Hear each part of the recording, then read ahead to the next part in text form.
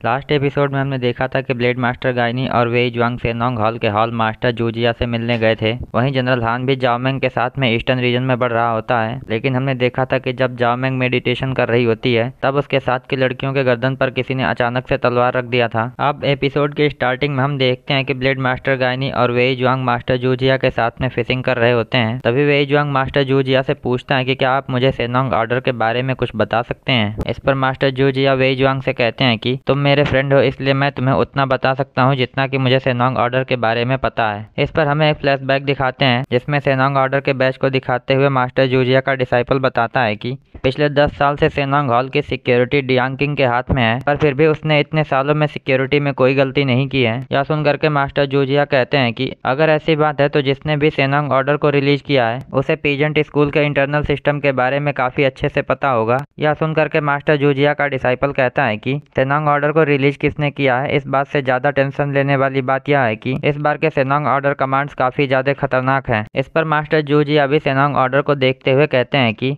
वास्तव में मुझे भी इस बात की उम्मीद नहीं थी कि इस तरह का कोई सेनोंग ऑर्डर भी आ सकता है। इसके बाद हमारा सीन शिफ्ट होकर के फिर से प्रेजेंट में आता है, जहाँ पर मास्टर जूजिया ब्लेड मास्टर गाइनी और वेई जुआंग से कहते हैं कि वास्तव में सेनोंग ऑर्डर किसने रिलीज किया है इसके बारे में मुझे भी उतना ही पता है जितना कि तुम दोनों को, इसलिए मैं भी बहुत ही बेसब्री से जानना चाहता हूँ कि आखिर में किसने सेनोंग ऑर्डर को रिलीज किया है। यह सुन करके वेई जुआंग पूछता है कि क्या ऐसा हो सकता है कि जिया कोई जो मिसिंग था उसने ही इस ऑर्डर को रिलीज किया हो। तब मास्टर जूजिया बताते हैं कि सेनोंग ऑर्डर के कमांड को देख करके मुझे ऐसा तो नहीं लगता है, इसलिए मेरे ख्याल से तुम लोग भी सेनोंग ऑर्डर के कमांड को एक बार देख लेना चाहिए। इसके बाद हम देखते हैं कि मास्टर जूजिया वेई जुआंग को सेनोंग ऑर्डर का बैच दिखाते हैं। इसी बीच हमारा सीन शिफ्ट होकर के जाओमेंग के ऊपर चला आता है, जहाँ पर हम देखते हैं कि दाओइस्ट स्कूल के डिसाइपल्स जाओमेंग को घेर चुके होते हैं। वहीं हमें यह भी पता चलता है कि एक्चुअल में ये लोग उस सीक्रेट बॉक्स को लेने आए होते हैं, क्योंकि जाओमेंग उस बॉक्स के अंदर के सीक्रेट का इस्तेमाल करके मास्टर जाओ याओ को जान से मारना चाहती है। तभी जाओमेंग इन लोगों से पूछती है कि क्या तुम लोग अकेले आए हो और कहीं ऐसा तो नहीं है कि मास्टर जाओ याओ ने तुम लोगों को यहाँ पर मरने के लिए भेज दिया है। इस पर उनमें से एक जवाब देता है कि एक्चुअल में तुमने हमारे दाओइस्ट स्कूल के डिसाइपल्स को जान से मार दिया था, जिसकी वजह से अब सारा का सारा दाओइस्ट स्कूल ही तुम्हें मारना चाहता है, और वहीं हमें नहीं लगता कि तुमसे डील करने के लिए मास्टर जाओ याओ को खुद आना पड़ेगा। यह सुन करके जाओमेंग खड़े होकर के कहती है कि मेरे ख्याल से तुम झूठ बोल रहे हो, क्योंकि तुम मोजी जी के डिसाइपल होने की वजह से इस बॉक्स को लेने आए हो। इसके बाद हम देखते हैं कि जाओमेंग अपने एक ही अटैक से उस डिसाइपल को दूर फेंकते हुए कहती है कि मेरे ख्याल से तुम लोग अपनी जान दे करके भी मुझसे इस बॉक्स को नहीं छीन सकते हो। यह सुन करके हम देखते हैं कि बाकी बचे हुए डिसाइपल्स एक साथ अटैक करने के लिए आगे बढ़ते हैं, लेकिन जाओमेंग एक झटके में ही इन सभी लोगों के अटैक्स को रोक देती है।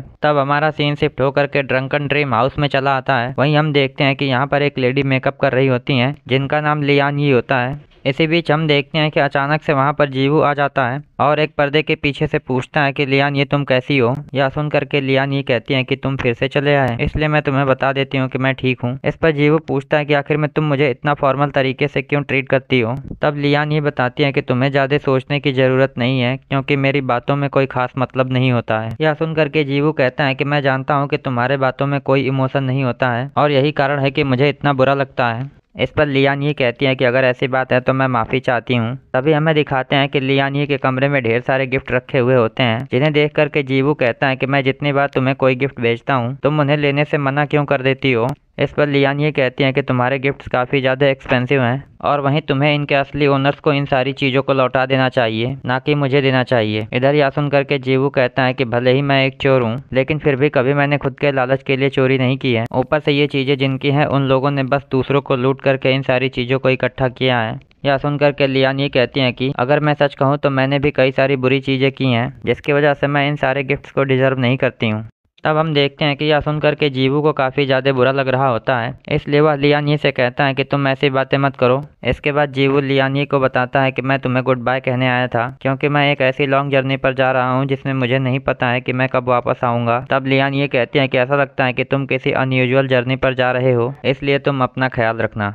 इसलिए जीवू कहता है कि जब मैं वापस आऊँगा तब शायद मैं तुम्हारे लिए एक ऑनेस्ट गिफ्ट लेकर के आऊँ, इसलिए क्या तुम उसे एक्सेप्ट करोगी। यह सुन करके लियान ये कहती है कि मुझे नहीं पता है कि मैं एक्सेप्ट करूँगी या फिर नहीं। इधर हम देखते हैं कि यह सुन करके अब जीवू वहाँ से चला जाता है। इसके बाद हमें थोड़ी देर बाद का सीन दिखाते हैं, जिसमें हम देखते हैं कि अब लेडी हुआ लियान ये के पास आती हैं। तब हमें पता चलता है कि एक्चुअल में ये दोनों लोग एक दूसरे की सिस्टर्स हैं। वहीं ये दोनों लोग काफी देर तक आपस में एक दूसरे से बात करती हैं, जिसमें लेडी हुआ लियान ये से पूछने की कोशिश करती हैं कि आखिर में क्या उसका कोई बॉयफ्रेंड है या फिर नहीं, पर लियानी उसे बता देती है कि उसका कोई बॉयफ्रेंड नहीं है। लेकिन तभी लेडी हुआ देखती है कि लियानी के टेबल के ऊपर जीवू के गोल्डन फ्लावर्स की एक पंखुड़ी रखी हुई होती है। इसलिए वह लियानी को छेड़ते हुए कहती है कि मेरे ख्याल से इस आदमी का प्रॉमिस तो 1000 गोल्डन कॉइन से भी ज्यादा कीमती है, इसलिए ऐसा लगता है कि यह इंसान तुम्हें पसंद करता है। यह सुनकर के लियानी कहती है कि ड्रंकन ड्रीम हाउस में लव फॉर एवर का प्रॉमिस तो उड़ते हुए बादल के जैसा है, जिसका थोड़ी देर बाद उड़ करके दूर चले जाना बिल्कुल ही तय है। इस पर हम देखते हैं कि यह सुनकर के लेडी हुआ थोड़ा सा अजीब रिएक्ट करती है। तभी हमारा सीन शिफ्ट होकर के ब्लेड मास्टर गायनी और वेई जुआंग पर चला आता है। वहीं वेई जुआंग कहता है कि मेरे ख्याल से सेनोंग ऑर्डर एक बहुत ही बड़े प्लान का हिस्सा है, जिसकी वजह से मुझे लगता है कि कोई सेनोंग ऑर्डर का इस्तेमाल करके पीजेंट स्कूल को डिस्ट्रॉय करना चाहता है। यह सुनकर के ब्लेड मास्टर गायनी कहते हैं कि मेरे ख्याल से कोई एक इंसान इस काम को नहीं कर सकता है, क्योंकि वे लोग किन एम्पायर के सबसे फेमस डिसाइपल्स को टारगेट कर रहे हैं। तभी ये लोग देखते हैं कि अचानक से कोई चिल्लाते हुए इन लोगों के पास आता है और कहता है कि मेरे हॉल मास्टर आप दोनों से एक इम्पोर्टेंट मैटर पर कुछ डिस्कस करना चाहते हैं। यह सुनकर के वेई जुआंग पूछता है कि आखिर में अब तुम कौन हो। इस पर यह आदमी बताता है कि मैं लीशन हॉल से हूँ और हमारे लीशन हॉल के हॉल मास्टर टियांगमेंग हैं। यह सुनते ही वेई जुआंग कहता है कि टियांगमेंग तो जोजिया का दुश्मन है, जिसकी वजह से यह तो बहुत ही ऑब्वियस था कि जैसे ही हम लोगों ने सेनोंग हॉल को छोड़ा वैसे ही लीशन हॉल हम लोगों से मिलना चाहता है। पर फिर भी मुझे किसी वजह से यह सिचुएशन कुछ ज्यादा ही ऑब्वियस लगती है। लेकिन हमें इस बात से कोई फर्क नहीं पड़ता कि ये लोग क्या प्लान कर रहे हैं, हमें तो बस इस बात को पता करना है कि आखिर में सेनोंग ऑर्डर किसने इशू किया है। इसके बाद हम देखते हैं कि वेई जुआंग और ब्लेड मास्टर गायनी उस आदमी को फॉलो करते हुए जाने लगते हैं। तभी हमारा सीन शिफ्ट होकर के जाओमेंग के ऊपर चला आता है, जो अब बचे हुए जूमिंग के डिसाइपल्स को जनरल हान के सामने जान से मार रही होती है। इसके बाद जनरल हान जाओमेंग से माफी मांगते हुए कहते हैं कि मुझे आने में देर हो गई, इसलिए ग्रैंड मास्टर आप मुझे माफ करिएगा। यह सुनकर के जाओमेंग कहती है कि ये लोग तुम्हारे शैडो डिवीजन के सोल्जर्स से बच करके यहाँ तक आ गए थे, इसलिए ऐसा लगता है कि तुमने इन लोगों को जानबूझ करके यहाँ तक आने दिया ताकि तुम इस बात का पता लगा सको कि मैं तुम्हारे प्रोटेक्शन के लायक हूँ या फिर नहीं। यह सुनकर के जनरल हान कहते हैं कि ग्रैंड मास्टर मैं आपकी स्किल्स के बारे में अच्छे से जानता हूँ, इसलिए मैं उन्हें टेस्ट करने की कभी नहीं सोच सकता हूँ। इसके बाद हमें दिखाते हैं कि ब्लेड मास्टर गायनी और वेई जुआंग उस आदमी के साथ में एक अलग जगह पर पहुंच चुके होते हैं। वहीं वहां पर पहुंचने पर हम देखते हैं कि वह आदमी खुद अंदर जाते हुए कहता है कि मैं आप लोगों को अभी इन्फॉर्म करता हूं। लेकिन हम देखते हैं कि ब्लेड मास्टर गायनी और वेई जुआंग को वहां पर इंतजार करते हुए थोड़ा देर बीत जाता है, जिसकी वजह से वेई जुआंग कहता है कि ऐसा क्यों लगता है कि यहाँ पर कुछ गड़बड़ है। तब हम देखते हैं कि इसके बाद ये दोनों लोग वहाँ के घर के अंदर जा करके देखते हैं, जिस पर हमें पता चलता है कि अंदर किसी बहुत ही स्किलफुल पर्सन ने सभी लोगों को जान से मार दिया है। वहीं वेई जुआंग उन लोगों के घावों को चेक करते हुए बताता है कि इन लोगों को बहुत ही स्किलफुल पर्सन ने अभी थोड़ी ही देर पहले जान से मारा है। इसके बाद ये लोग वहाँ के दूसरे कमरे को चेक करने के लिए अंदर जाते हैं। तब हम देखते हैं कि वहाँ पर एक आदमी खड़ा होता है और इसी के साथ हमारा एपिसोड यहीं पे एंड हो जाता है। I hope you guys like this video and subscribe my channel. और अगर आपने लास्ट एपिसोड ना देखा हो तो लेफ्ट वाली वीडियो पर क्लिक करके देख सकते हैं।